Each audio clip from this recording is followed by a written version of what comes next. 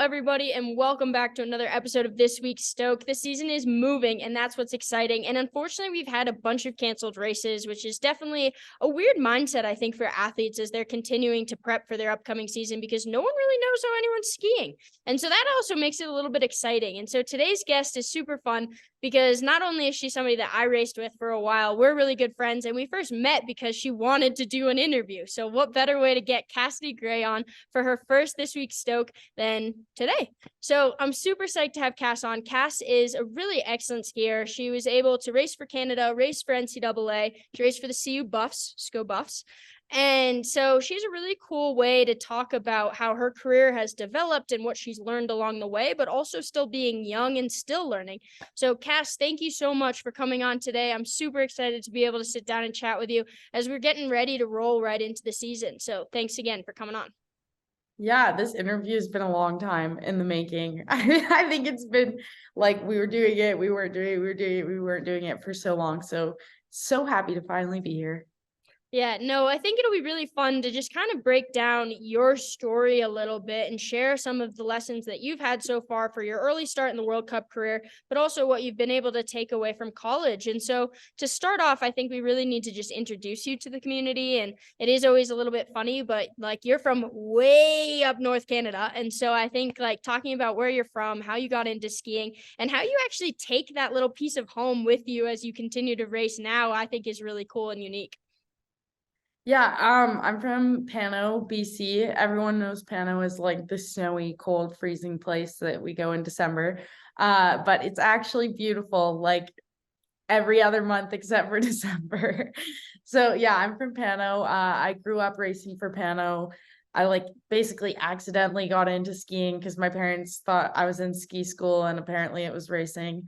And so yeah, and then it's just kind of I don't know, me and my siblings, we kind of ran with it once we got the opportunity to be outside, like Saturdays and Sundays every single week. We just ran with it, and now I am here. So yeah, I've had a little bit of a wild ride just getting to all these different places.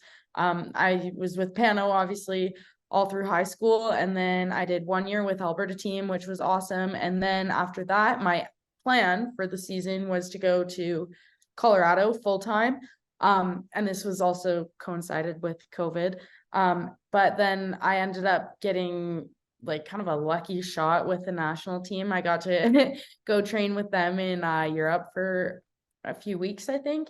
And then they realized that I wasn't actually that bad. They're like, oh, this chick's she's all right. Let's keep her for a bit. And I got to do some World Cups, did like better than they thought I would do in the World Cups. And then from there, I just get to keep the jacket now. So it's mine. I'm no longer renting, which is nice. And yeah, and then this year I'm doing another full-time year with the national team. I've taken a break from CU just because I want to be able to really be doing what I'm doing. I don't want to be split between two places and always kind of trying to run around and do what's best for one side and the other side. So I'm fully on the national team this year. Yeah. Oh, and then my little piece of home. Another thing that is kind of a defining characteristic is of me as a skier, I would say, because I don't know many people that also have salmons on their helmet, but you will notice me on the hill. Yeah, I would say I'm probably the one that I know. But if you will notice me on the hill, I have a salmon on the side of my helmet, and it was a piece of art that was designed by a local Indigenous artist. Invermere, where I live, is actually situated partially on First Nations reserve. So it's a really big part of how I grew up living in Invermere and kind of the culture of the town. And I felt like I wanted to bring a piece of my home with me because I'm really proud of it. And so I reached out to her, and she did this incredible piece of art that now is on my helmet. And I feel like it's a very signature thing for me. It's very defining in like just how I look, I guess, on the hill. But yeah, so that's a nice little piece of me that I get to bring everywhere. And I think it represents like good things too, because I think like the First Nations are obviously the root of where I'm from, and it's important to represent that as well as all the other cool things that Pano has. So yeah. No, it's super cool. And I remember when you debuted the salmon helmet, and I was like, that is sweet. Like, that is bringing your old community, which is still a community now, but bringing it to this new community that you're part of with Alpine Canada. And I think that that's really cool. It's really kind of tying all these pieces together for you and into this nice story that you're kind of building right now. And so that being said, you mentioned it a little bit already, but like for everyone who doesn't know, Cass raced her first World Cup at 19 and got points. Finished in the top 30. Like, Yeah, that was wild. and Wild. then she did it again. The next day, I was like, well, might mess around and try to do that again. Which is super cool. But I think what's really interesting and what I kind of want to talk about with Cass is some of these lessons that she'd learned, because last year wasn't as many races in the top 30. And so that being said, I want to know how you're able to take your focus from having success in your first season, a little bit of a harder season last year, and now we're going in fresh. How do you eliminate all of these like doubts and knowing like, okay, last season was tough, but I know it's there. How do you focus in for the upcoming season? Yeah, these are great questions. So I think my whole ski career, barring last season, I've been very focused on the skiing, not the points, not the results, not the rankings or criteria or anything like that, the skiing, because the skiing, if you can get some fast turns, everything else will fall into place.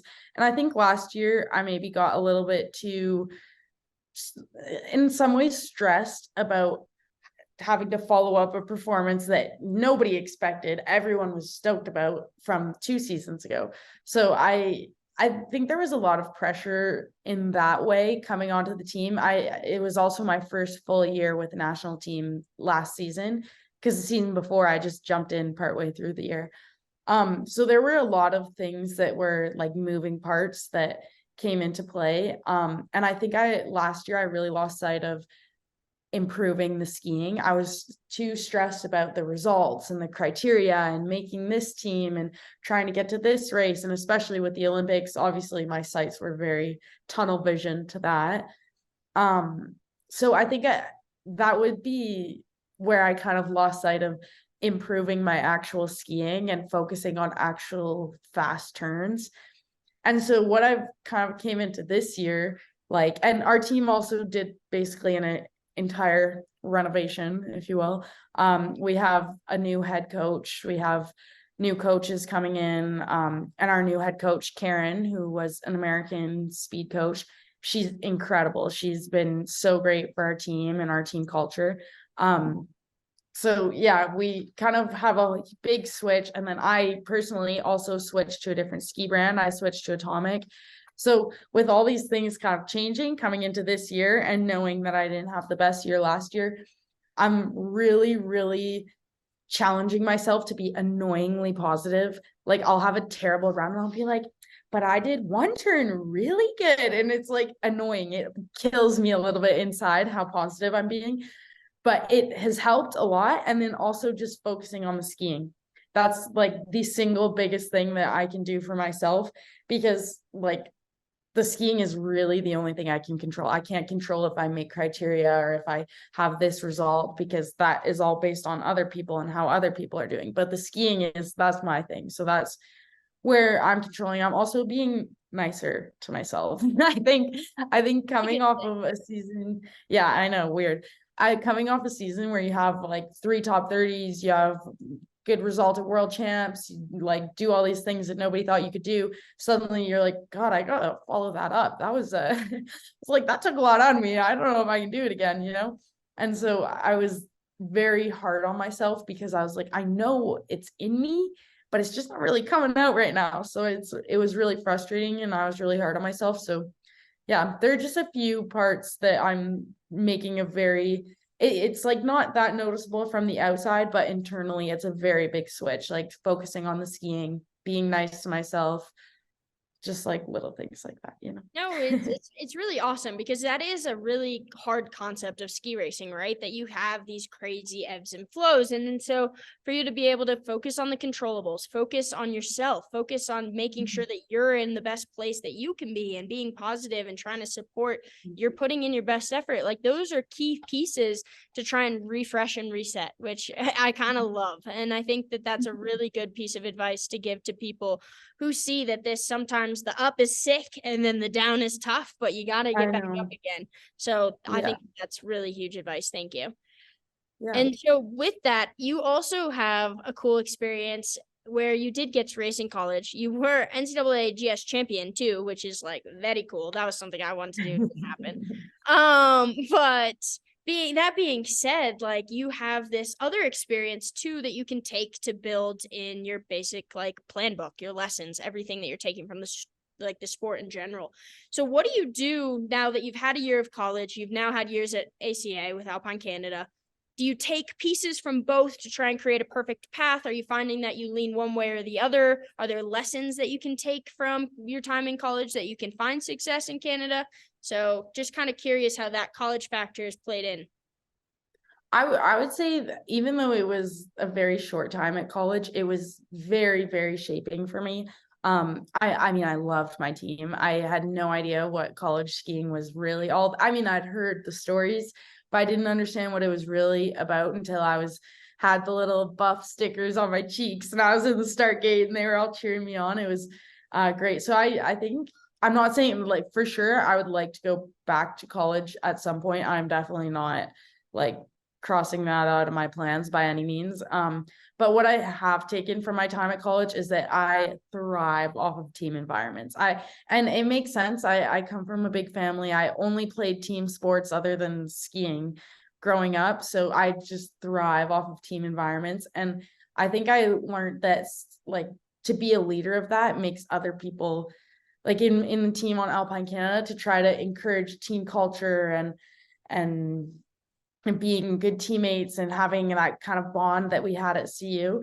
It just takes one person to kind of, and then everybody wants a little piece of it and wants to be part of it and it's not it's not a hard thing to achieve because once people see it, they're like, oh my God, this is great, you know? So I think college taught me how to be a good teammate for sure, how to love being on a team and also just how to love skiing, even if it's maybe not the like sickest of times for you, you know, like it's a fun sport. And if you get to do it with your friends, you get to like build each other up. It's a really fun thing. And I think I bring that into like every day of training with my team now.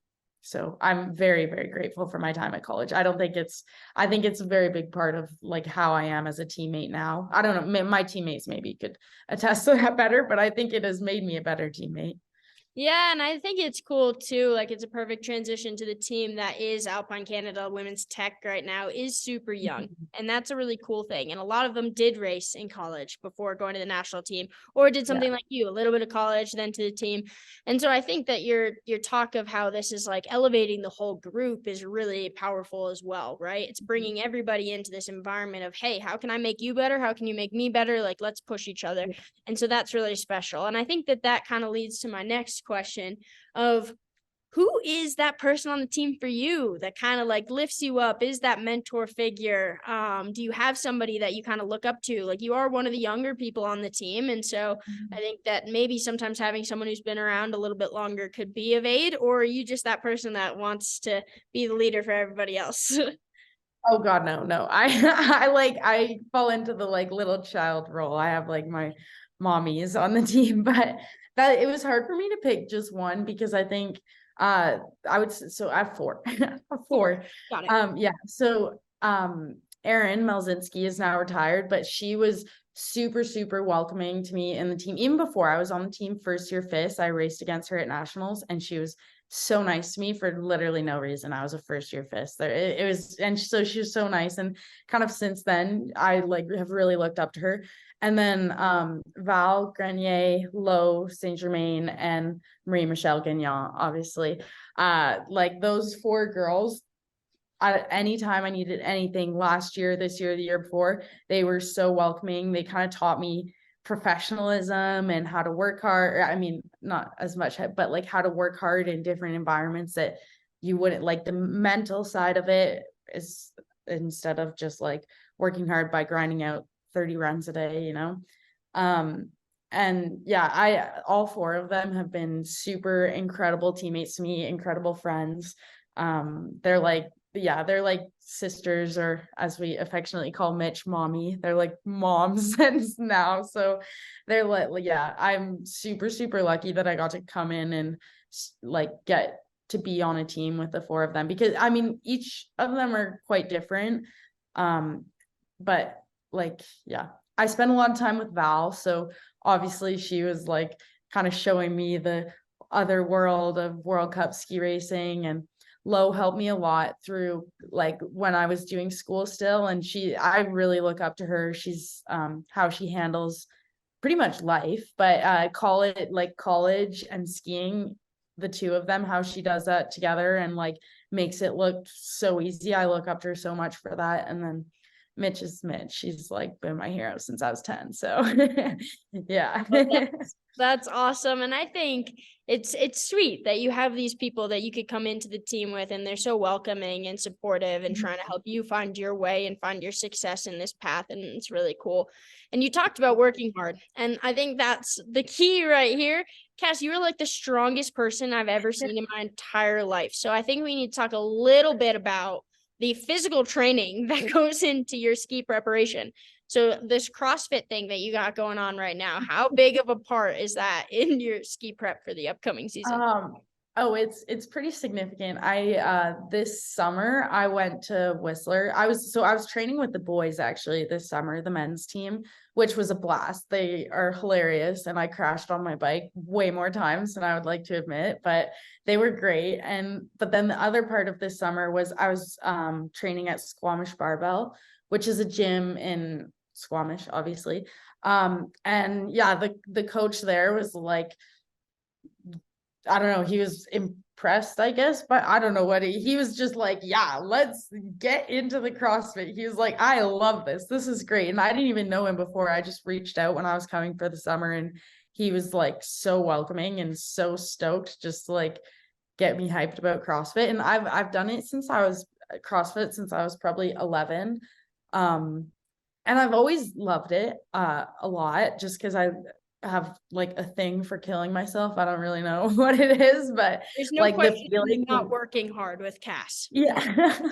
I know, but the feeling of like being absolutely juiced at the end of a workout, like knowing that there's literally nothing else you could have put into that, that's like oh, that's the icing on the cake for me. I love that stuff. So I was really into CrossFit for a while, and then this summer I kind of had like a little spark of, God, I wish I could do both, like ski race and compete in CrossFit. And I think maybe that's a future plan for me, because this year I'm kind of like tunnel visioned on skiing, but in the future I really would like to explore both at the same time, because I think, I don't know, what it was like doing college and school at the same time. Like even though it's kind of hard and you have a lot going on, like I still did good in skiing, and I had okay grades at school. So I feel like I do well when I'm busy. So I don't know, maybe it's in the future for me, but for now it's mostly just to like totally empty myself onto the floor and like, I don't know, then feel really good after. I love that. And it's always fun. Like for anybody who doesn't know, like Cass is doing all these CrossFit things all the time. Like her handstand walks are like pretty incredible. Yeah. And you can see them all. She'll post it. It's pretty sweet. And Yeah. so that being said, like Cass, you've now dialed in the mental, you've dialed in the physical, you have the team to support you. So what are your goals for the season? So okay, last year I went into the season and I was like, I want this result and that result, and I want this placement here and that placement here. And I literally didn't meet a single one of my goals, like not one, like not even close to one, which sucks. That I've never had a season where I haven't met any of my goals before. But then I was also thinking, I was like, I've never had a season where I put so much pressure on myself to make these goals. Yep. So there's a small correlation there. And I think this year I'm just looking to improve the skiing and like have some skiing that I'm really proud to show people at races. That's my goal, is to show up to a race and be like, hell yeah, I got this, and be like stoked that everybody just saw me rip some turns, you know? That's my goal. Goal. And so that is a perfect way to just say thank you so much for coming on the show. It's so fun to finally have you, and like such important lessons between the mental side, the physical side, the goal setting side. Like having awesome turns and being proud of those turns is an amazing way to work through a season. And I think for some people that could be super beneficial to try and make sure that their brain is really focusing on the skiing. And so Cass, I can't thank you enough. And to the community, I hope you guys gain something from Cass. She's going to be one to watch this season. I know it. And so I'm super excited to catch you all next time. Yeah. Bye, everybody. Thanks for listening. Hope you can follow.